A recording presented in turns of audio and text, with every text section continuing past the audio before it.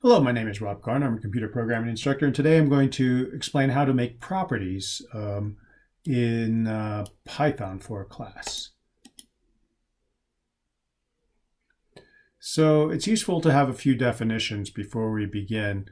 The first one is accessor method. Basically, those are get methods, and usually they're named with things like get height, get name, and the accessor methods are how we access things. And then we also have mutator methods, which are like your set methods. So here you can see we have a set size method, and that demonstrates how to set things. So let's experiment with that. So I'm going to open up my project, which we were working on before. We had a pizza. We were working with constructors, and I'm going to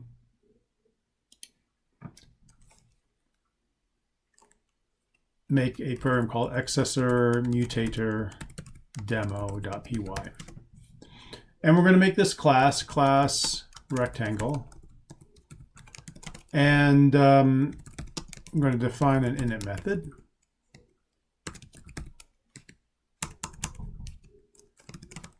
And in this method, we're going to initialize it to self.width is equal to 0 and self.height is equal to 0.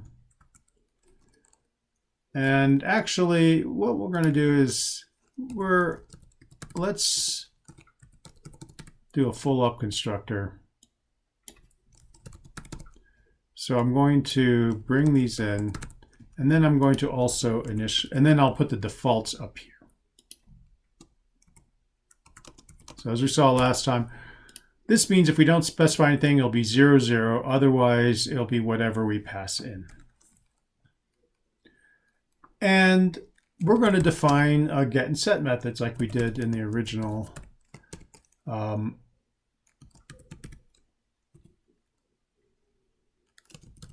class. And this one, actually, we're doing something interesting here. We're going to bring the size in as a tuple. And we're going to say self.width is going to equal size index 0. And self.height is equal to size index 1. So whatever we bring in as a size, we'll bring in here. And in fact, we can do this with sequence. We can do it this way, where we're grabbing the 0th element and the first element. We can also do this with sequence unpacking a little bit more efficiently by doing it this way. We'll just say size.width, comma, self.height is equal to size. And so what that does is this is going to be a tuple, and the first element will go into width, and the second element will go into height. So that's a nice, convenient way of doing that. And then we're going to have, and I'm going to use a more correct naming convention. And then we'll do get size.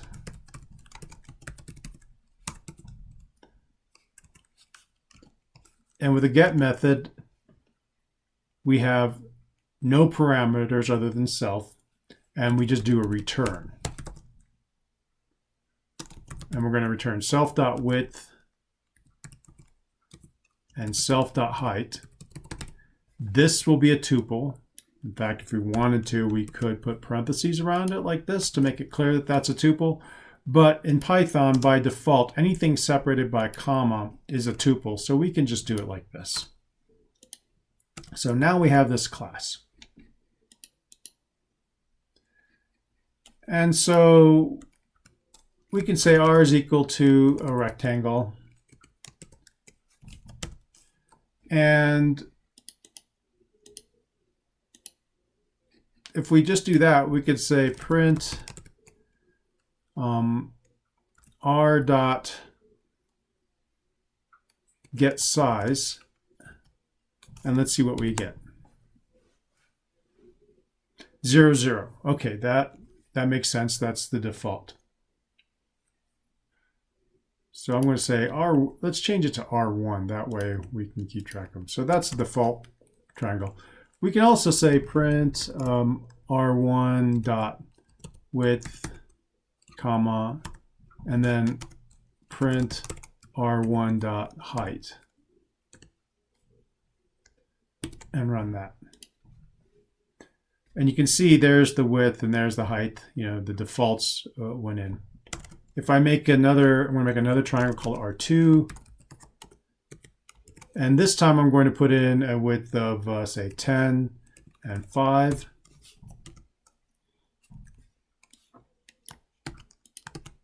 Print this one's information.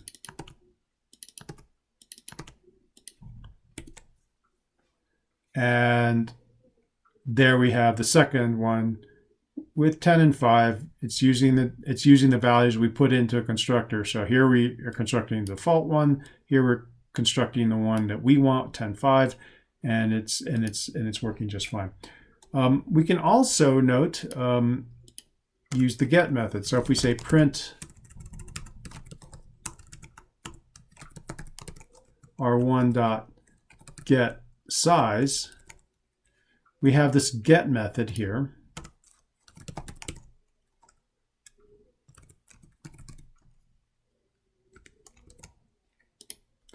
And we'll see that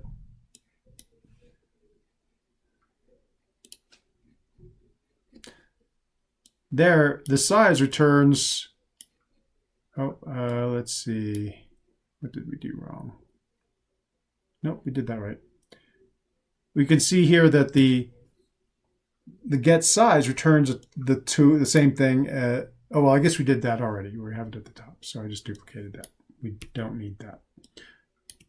So get size basically calls this method, which returns a tuple with width and height. So we have multiple ways of getting access to things. And so there we have a nice class where we can set the width, the height. We can either set it directly into these variables, or we can use get and set size as ways of changing them, or we can use the constructor. So there's a lot of different ways we can change things. So for example, I could say R3 is equal to the default rectangle, but then I could say R3.set size and then put 4, 8. Now I got to do it this way because set size is going to bring one parameter in, size. And so here note that I have to make a single tuple which has both elements in it. And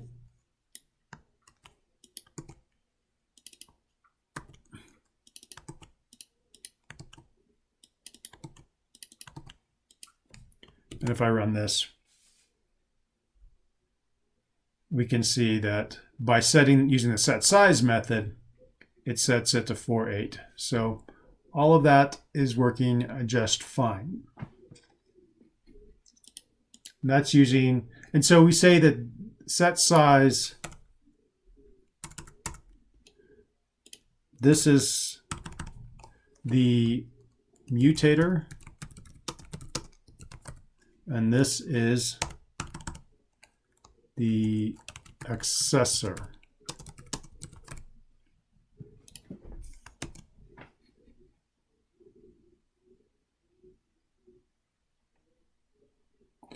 Now this works okay, but sometimes using method calls like this can be kind of cumbersome. It'd be nice if we could just do those with assignment operations. And we can.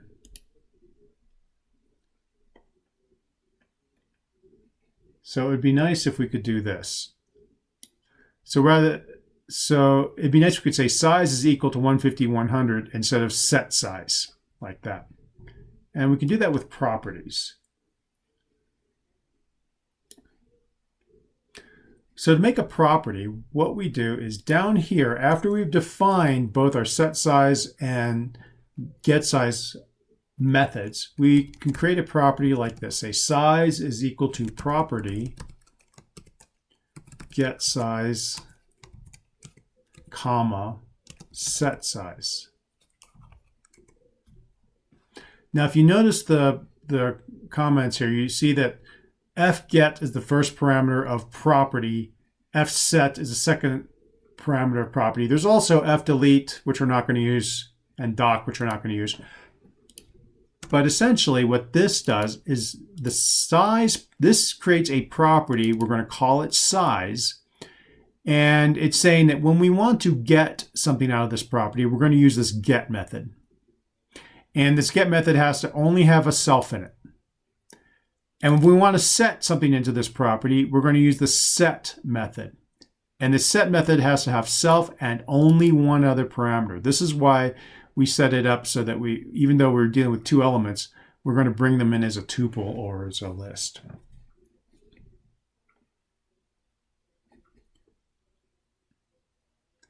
So now what we can do is we can say R4 is equal to a rectangle. Let's say it's the default one. And then we can say R4 dot size is equal to, let's say 200 comma 300. And then we're going to print R4 dot size. So notice how this simplifies things quite a bit. I'm going to get rid of these just to kind of shorten this up a little bit so we can see more what's going on.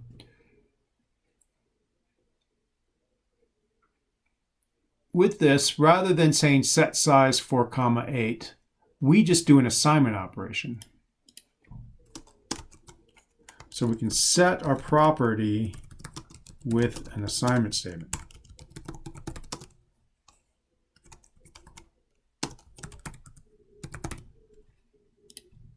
And then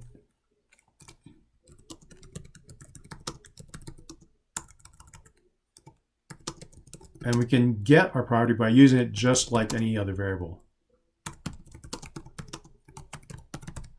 So it considerably simplifies the use of this thing. And I think this is easier to read than necessarily the function, using the function set size. And so if we run that, we'll see we get much the same results. And we get 200, 300. And so this is working. Now, let's run this in debug mode and see what happens.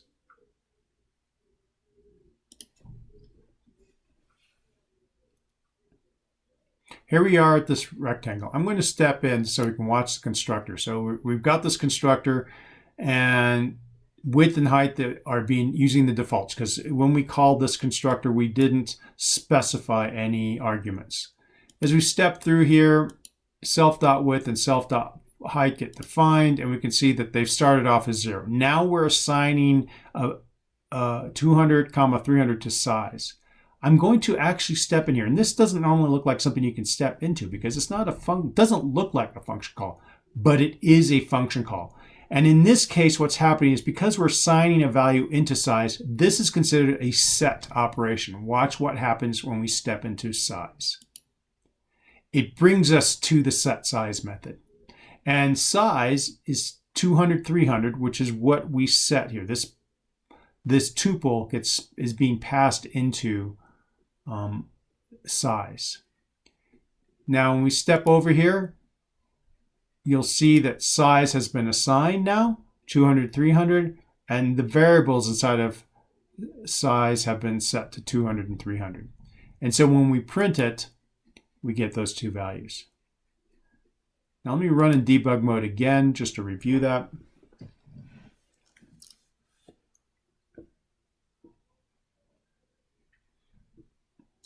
Okay, I'm going to step over the definition of rectangle. I'm stepping into this property, and it takes me to the set method. I complete the set. Now I'm here at so here now size, we're saying get me the size of R4. So this is actually going to go to the get method. So if I step into R4.size now, it actually takes me to the get. And now I'm getting the height and the width from. And when I complete that, that allows me to print that out. So with properties, you specify the get method and the set method. And then when you use it, you use an assignment to set into it, and you just use it like any variable to get values out of it. And that will trigger calling the get and set method. Now, why would we do that rather than just putting another parameter in here, variable in here called size, and just using it? Well, in this case, because we want to keep width and height synchronized with the size variable, and it could get really complicated doing that. In this case, because we have these set and get methods, it constructs it for us as we go through each of these steps and keeps this width, height, and size all in sync with this method. So properties are very useful that way. So now let's go to our pizza class and see if we can incorporate that knowledge here. So here we have our pizza, and we want to make some getters and setters and some properties. So here we can say, let's define get crust. Remember the self, the get just does a return. It returns self.crust. And then we're going to define set crust.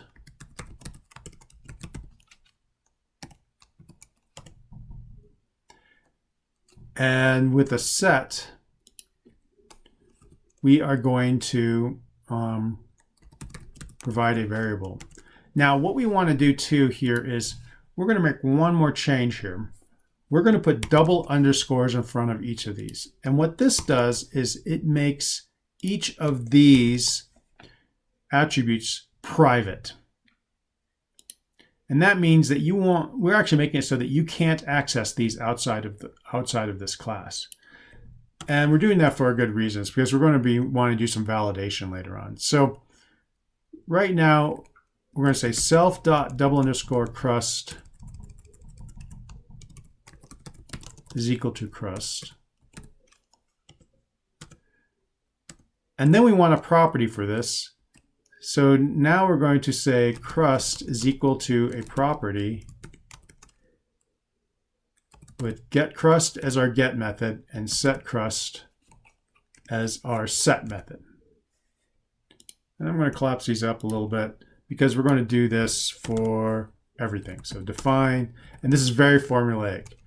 We don't get super creative with these. We're going to get size. It's going to, the get method is going to return self, and then this needs to be double underscore here as well. Self.double underscore size. And then we're going to define the set size, self, comma size, and it's going to be self.double underscore size is equal to size. And then we create a property called size with get size and set size. And we do the same thing for toppings. Get toppings.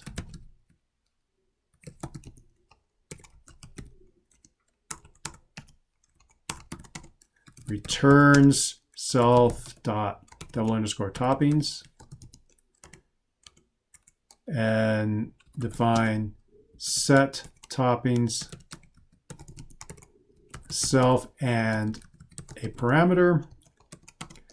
And set self.double underscore toppings equal to toppings. And then we're going to create a property called toppings equal to property and then our get method and our set method. So there we go. So that's our class now. It's got init method, getters and setters for everything, and a property for each one.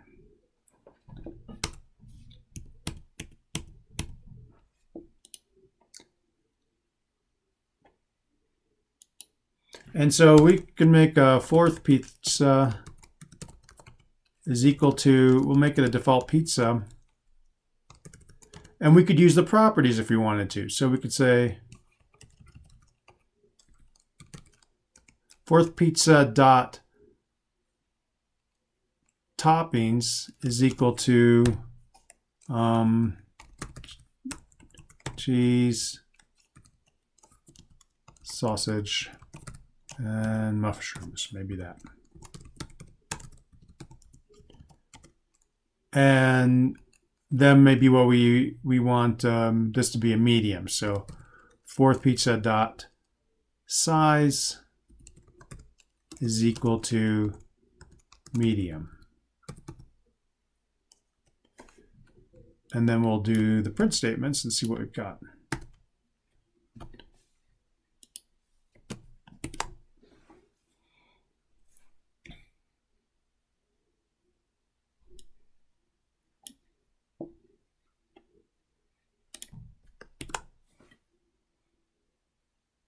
And there we have a thin, large pizza with cheese, anchovies, and pineapples. Let's see.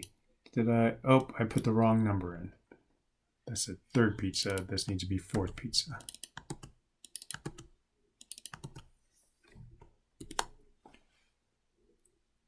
There we go. We have thin, medium, cheese, sausage, mushroom pizza. So this is working. And we have a class that that works pretty well. And you can even do this if you wanted to do, let's say we're displaying our pizza quite a bit here. It'd be nice if this was kind of standardized. So what we could do is we could actually define a get summary method self, and we could make this so that it actually returns a summary. And so we'll just have this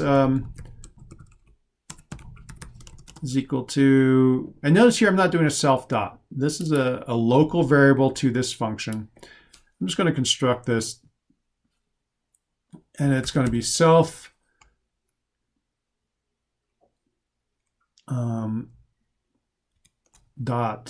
self dot double underscore crust plus let's say pizza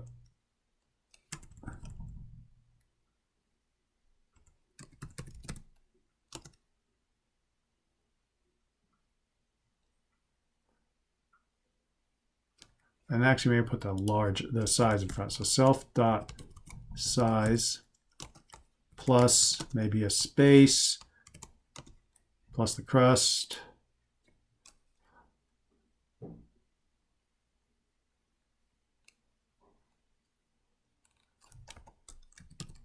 pizza with, and then what I'll do is I will say we'll join on a comma self.toppings.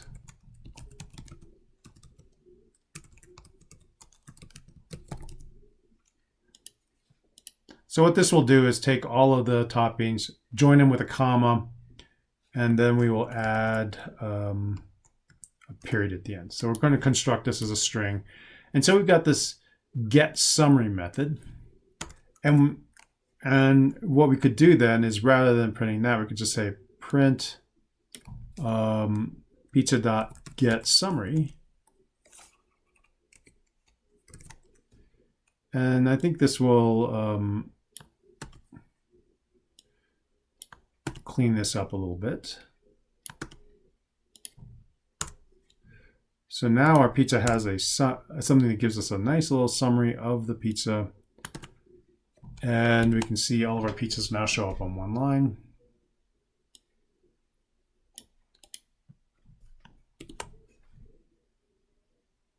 Oh, we got nones. Oh, okay, we also need to return that summary.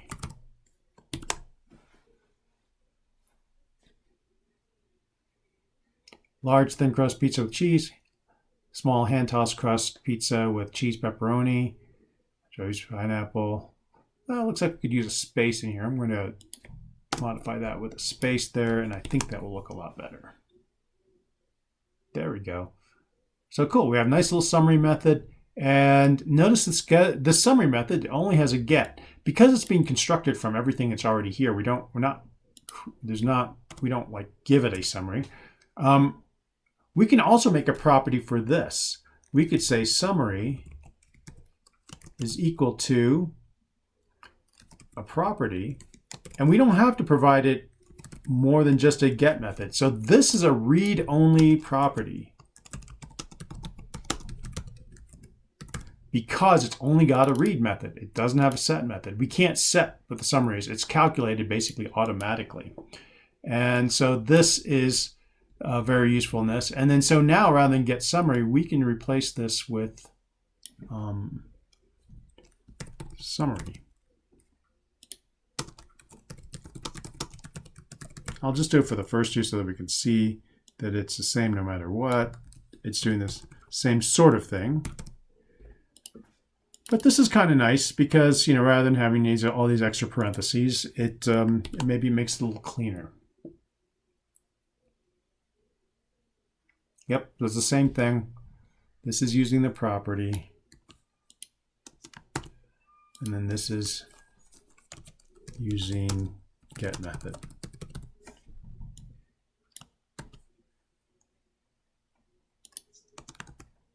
Now, is there a right or wrong? Well, no, actually, I recommend you do both. I think it makes sense. Give the user of your class both ways to access this. You know, you could just do a get method, but might as well create a property. And definitely here it's a good idea.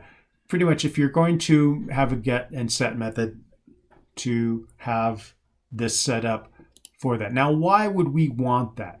Well, why would we want to go to all this trouble? Couldn't we just make variables that are public? You could just access them.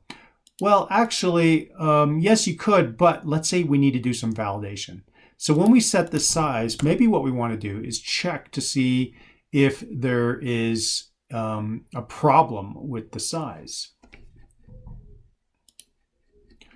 And we can do that.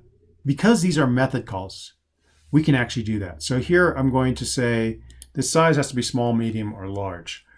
So what I can do here is I can say if, oh, not the get, we want to do it on the set. So here when we set the size, we could say if size in, and we could provide a list or a tuple with the small, medium, and large. Then, if that's true, then we will set the size. Else, well, what do we do if it's not correct? Well, we need some way of communicating there's a problem. And that's actually where we can use exceptions. We'll raise an exception, and we'll say invalid size.